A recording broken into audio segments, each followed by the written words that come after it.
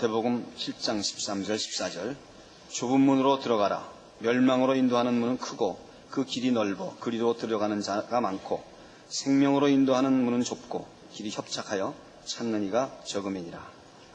이 좁은 문과 넓은 문은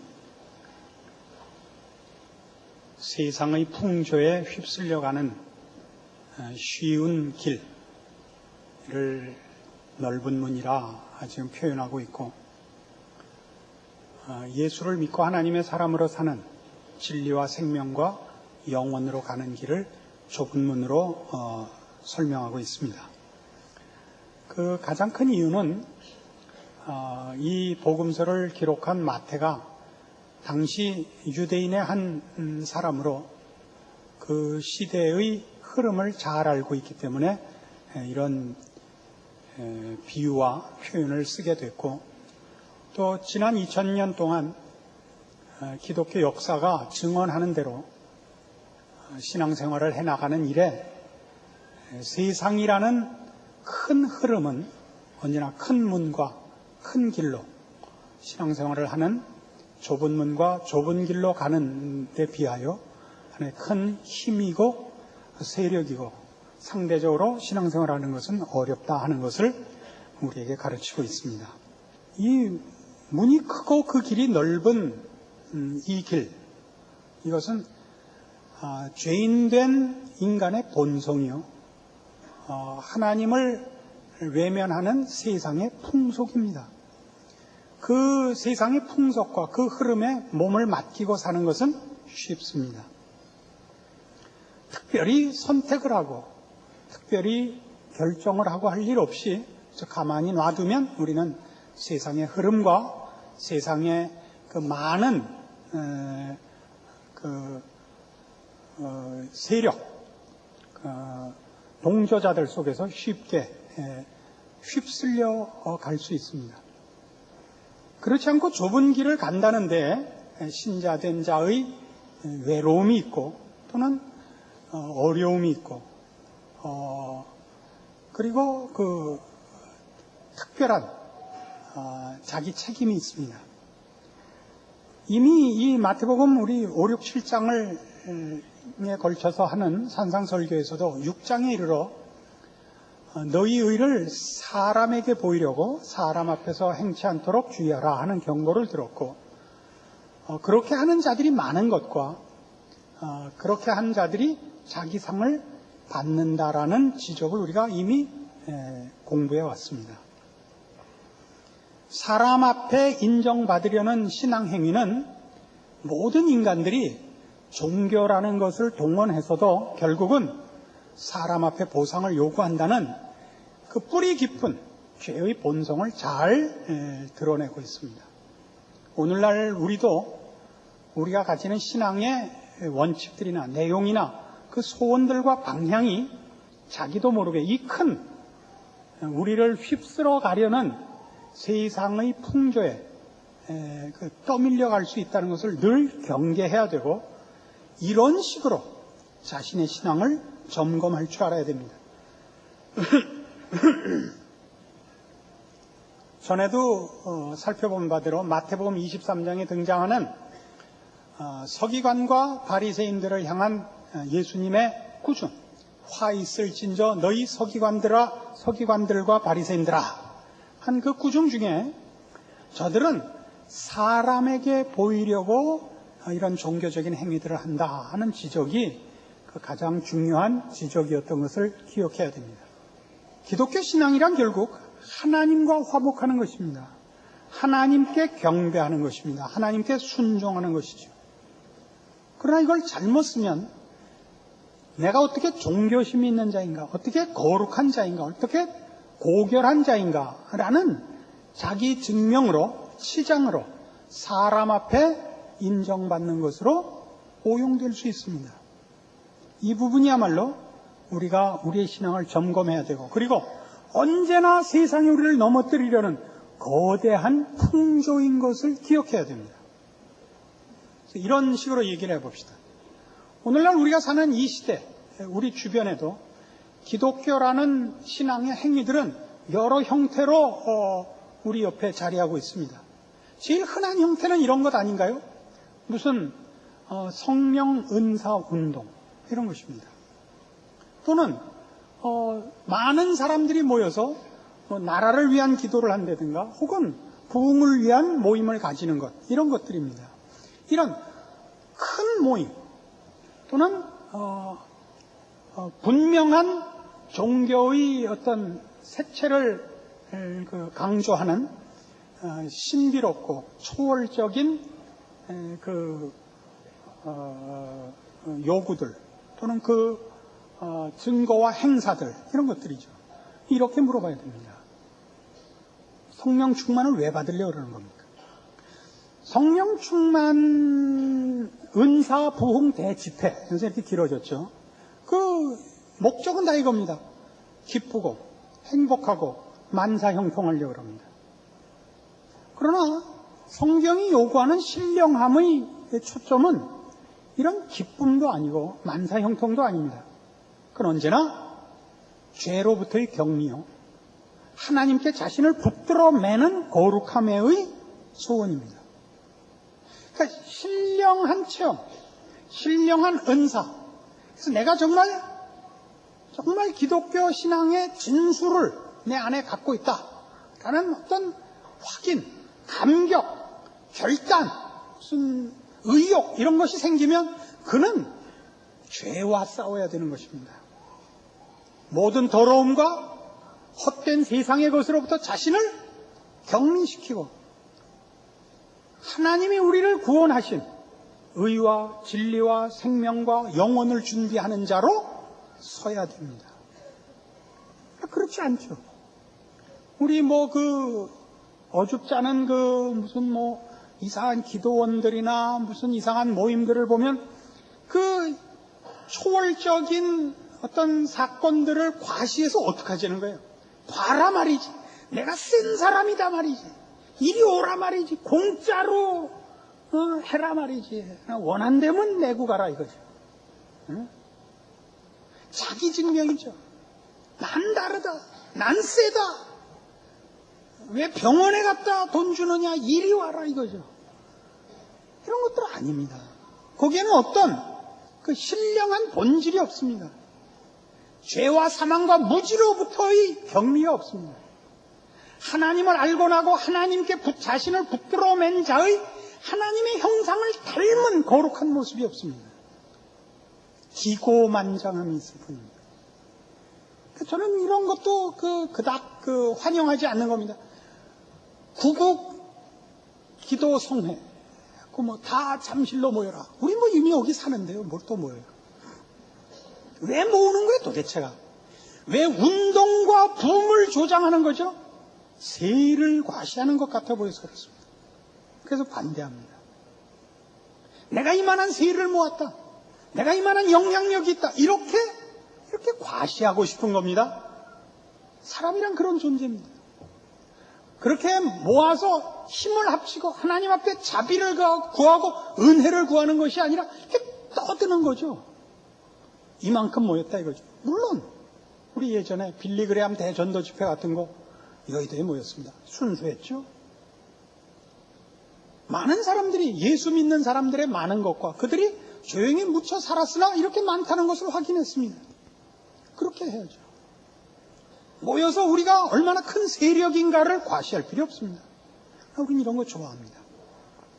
이렇게 얘기하는 것은 그런 일을 하는 자들을 뭐라 그러려고 지금 하는 것 아닙니다.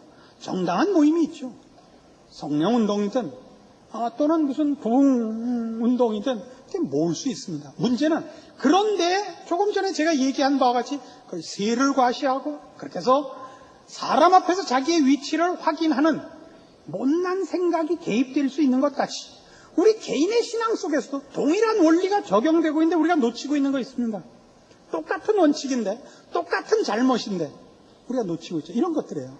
여러분들이 제일 많이 기도하는 내용은 어떤 것들인지 모르겠습니다만 이렇게 기도하는 이들이 의외로 많습니다. 하나님 아버지 더 특별한 거 달라는 거 아닙니다. 우리 식구 하나 조용히 밥 먹고 살고 자식들 속 안 썩이고 크게만 해주십시오. 애들이 속 안 썩이는 게 아주 양보한 소박한 기도란 말이에요. 애들이 속을 안 썩이고 크는 거는 이 세상에서 일어날 수 없는 소원인 거예요. 속 안 썩고 우리 가정이 이렇게 행복하게, 그럼 다죠. 그게 천국이죠. 어떻게 사람이 사는데 속을 안 썩고 살아요? 어떻게 땀을 안 흘리고 돈을 번단 말이에요? 어떻게 여자랑 사는데 평안이 있냐 말이에요? 생각을 해봐요. 근데 그걸 무슨 많은 것을 양보하고 아주 양보해서 하나마나한 요구를 한 것 같이 점잔을 떤단 말이에요. 왜 그러죠? 정작 구해야 할 기도의 내용을 모르고 있기 때문이에요. 그러니까 나는 남들처럼 예수 믿는다고 나가서 재지 않겠습니다. 건방 안 떨겠습니다. 나는 그냥 조용히 그냥 이렇게 소리 없이 사는 걸로 만족합니다. 이렇게 됐다고요. 이게 무슨 싸움이라고요?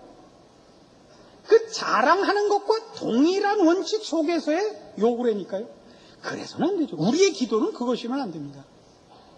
우리 기도는 이런 것이어야 돼요. 에베소서 6장 신약성경 316페이지 에베소서 6장 10절입니다. 종말로 너희가 주 안에서와 그 힘의 능력으로 강건하여지고 마귀의 괴계를 능히 대적하기 위하여 하나님의 전신갑주를 입으라. 우리의 씨름은 혈과 육에 대한 것이 아니요 정사와 권세와 이 어둠의 세상 주관자들과 하늘에 있는 악의 영들에게 대함이라. 우리의 싸움은 죄와의 싸움입니다. 죄란 뭐죠? 도덕적인 것만이 아닙니다. 사람이 자신을 위하여 사는 것, 세상의 유혹에 타협해서 사는 것, 이게 죄입니다. 거룩하게 살지 않는 모든 것이 죄입니다. 로마서 6장에 가면 이렇게 성경이 우리 구원 얻은 자들에 대한 책임을 요구하고 있습니다. 로마서 6장 10절 보십시다. 그의 죽으심은 죄에 대하여 단번에 죽으시며 그의 살으심은 하나님께 대하여 살으심이니 이와 같이 너희도 너희 자신을 죄에 대하여는 죽은 자요 그리스도 예수 안에서 하나님을 대하여는 산 자로 여길지어다. 그러므로 너희는 죄로 너희 죽을 몸에 왕노릇하지 못하게 하여 몸의 사욕을 순종치 말고 또한 너희 지체를 불의의 병기로 죄에게 드리지 말고 오직 너희 자신을 죽은 자 가운데서 다시 산 자같이 하나님께 드리며 너희 지체를 의의 병기로 하나님께 드리라. 이게 우리의 싸움거리고 소원이고 기도해야 될 내용인 것입니다. 여러분은 여러분 자신을 의의 병기로 드려야 됩니다. 하나님의 영광이 드러나는 일과 하나님의 은혜롭고 자비롭고 복주시기를 기뻐하시는 그 모든 은총들이 여러분에게서 증명이 되고 여러분을 통하여 열매 맺도록 여러분을 하나님께 바쳐야 됩니다. 이 싸움을 할 줄 모르고 이 소원이 없는 겁니다.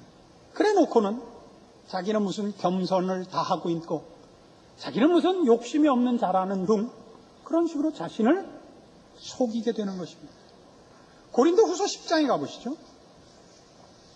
신약성경 296페이지 고린도 후서 10장 3절입니다. 우리가 육체에 있어 행하나 육체대로 싸우지 아니하노니 우리의 싸우는 병기는 육체에 속한 것이 아니요 오직 하나님 앞에서 견고한 진을 파하는 강력이라. 모든 이론을 파하면 하나님 아는 것을 대적하여 높아진 것을 다 파하고 모든 생각을 사로잡아 그리스도에게 복종케 한다 이겁니다. 우리의 싸움은 이겁니다. 하나님을 대적하여 높아진 모든 것을 파하여 그리스도 앞에 복종케 합니다. 우리가 우리의 자랑에 욕심이 있고 세상 앞에서의 보상에 우리의 소원이 있는 한은 거기는 그리스도와 십자가가 개입할 여지가 없습니다. 내가 잘난 거니까. 모든 기독교적인 신앙 행위를 하려고 하면 우리는 예수 그리스도와 십자가를 앞에 내놓지 않고는 전제하지 않고는 그걸 기초로 하지 않고는 신앙 행위를 신앙의 표현을 할 수가 없습니다. 사람들 앞에 보이려고 하는 기도와 구제와 금식에 무슨 십자가가 동원이 됩니까? 나는 너보다 잘났단데. 우리가 정당한 신앙 행위를 한다면 이 모든 것이 우리 안에 없었던 것이요. 우리는 자기밖에 몰랐던 자예요. 하나님에 대해서 잊고 살았던 자인데 이제 그리스도 예수 안에서 구원함을 얻고 거듭나 하나님의 형상대로 회복되어 내가 이 일을 하게 되었노라 이렇게 얘기할 수밖에 없지 않습니까? 여러분의 신앙 행위 예수 그리스도가 그 모든 생각과 그 행동의 근거를 이루고 있는가 확인해 보시라고요. 그렇지 않으면 그건 다 자기 자랑입니다. 놀랍게도 이 마태복음 7장은 이 넓은 문에 관한 설명으로 그 뒤에 22절에 이런 말을 붙이고 있습니다. 마태복음 7장 22절. 그날에 많은 사람이 나더러 이르되 주여 주여 우리가 주의 이름으로 선지자 노릇하며 주의 이름으로 귀신을 쫓아내며 주의 이름으로 많은 권능을 행치 아니하였나이까 하리라 그럽니다.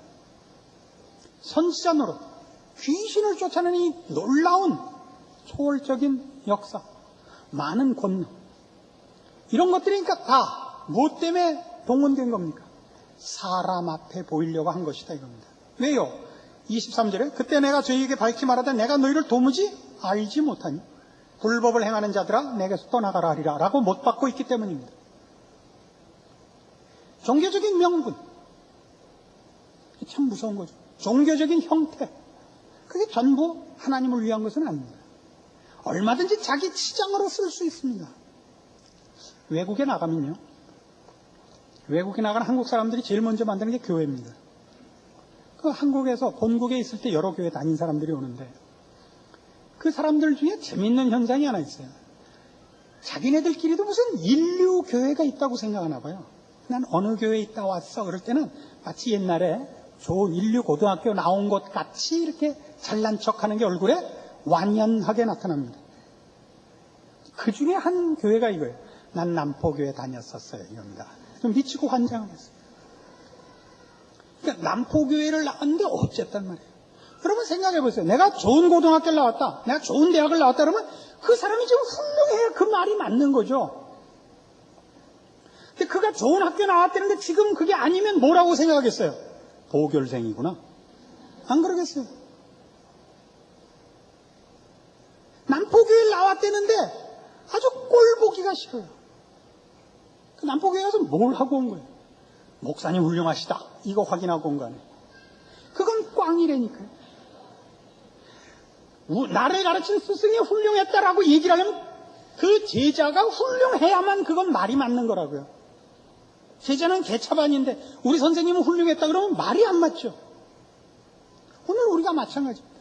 예수를 믿는다 그러면 예수 믿는 자다워야 되는 거예요.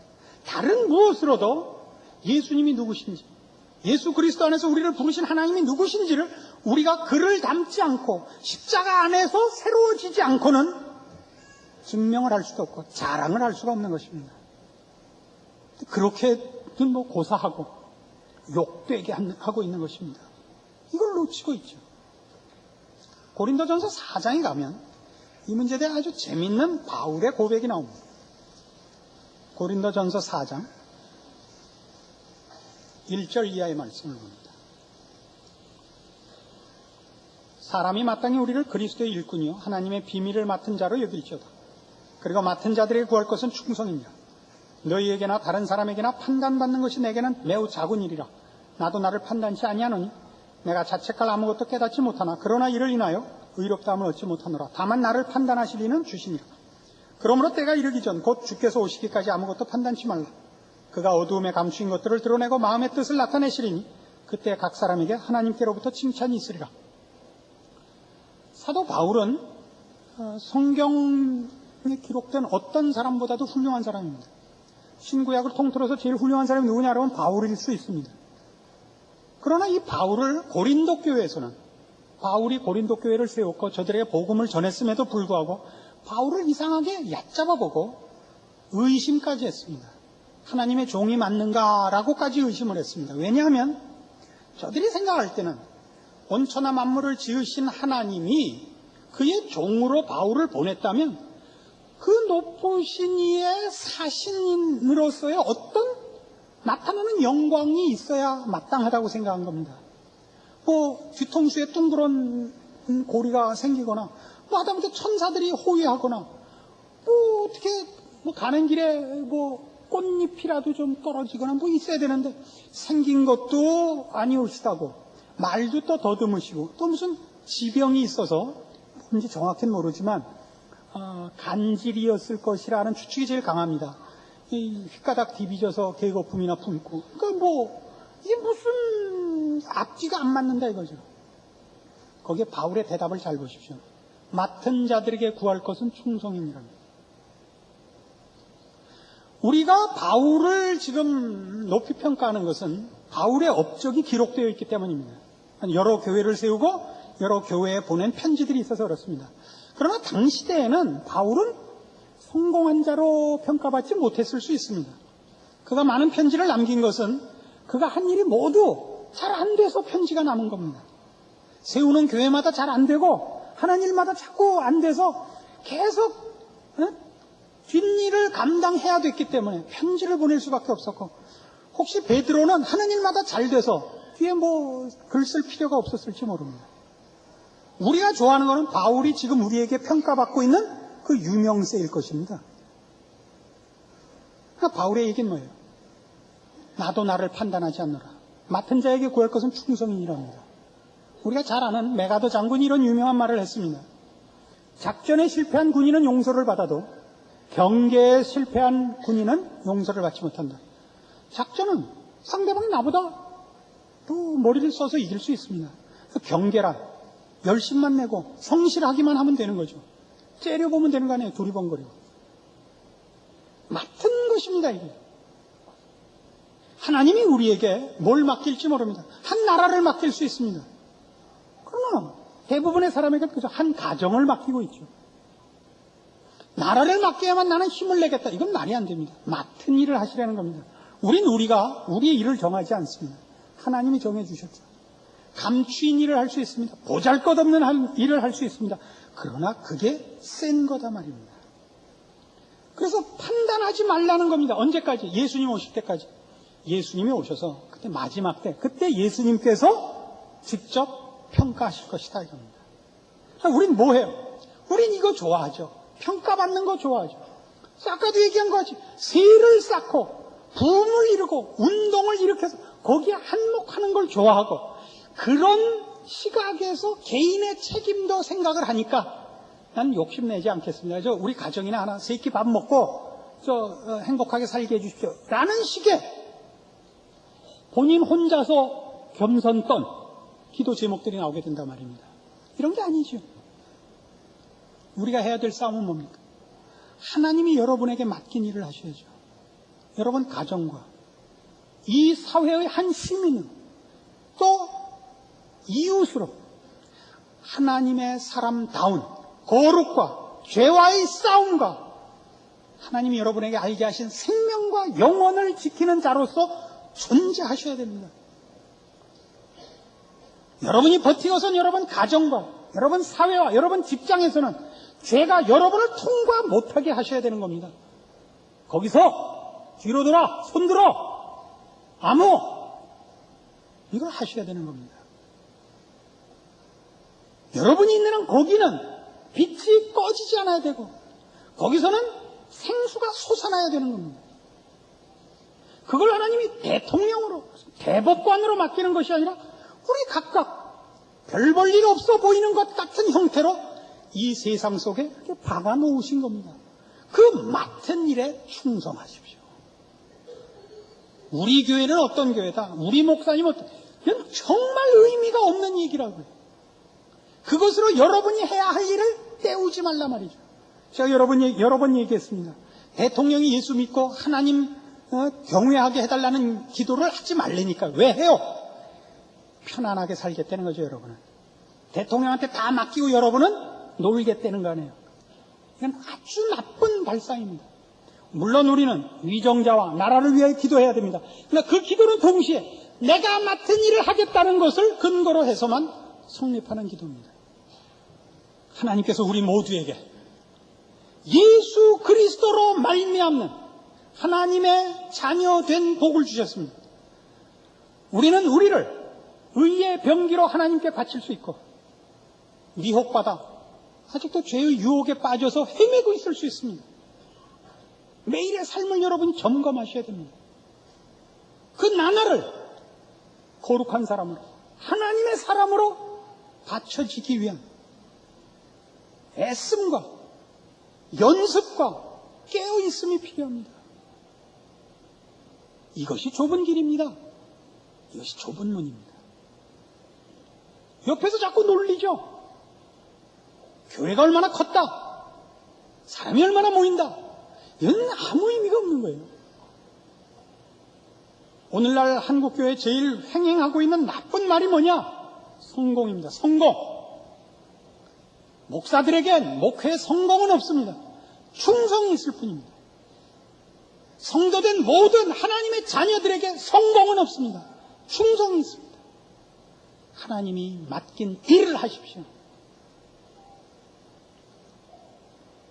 예수님께서 십자가 고난을 받으시고 부활하셔서 제자들에게 나타나셨습니다. 베드로에게 얘기합니다. 너 나를 사랑하느냐? 사랑합니다. 내 양을 먹이라. 내 양을 치라. 네가 지금은 네 마음대로 다니지만 나중에는 네가 고난받고 죽으리라. 베드로가 요한을 가르치면서 얘기합니다. 쟤는 어떻게 될 거예요? 쟤는 쟤한테 맡기고 넌 네 일이나 해라. 이게 요한복음의 끝이에요. 여러분 끊임없이 그거 얘기하는 쟤는 왜 저렇게 하고 나니? 넌 네 일이나 해. 이거예요.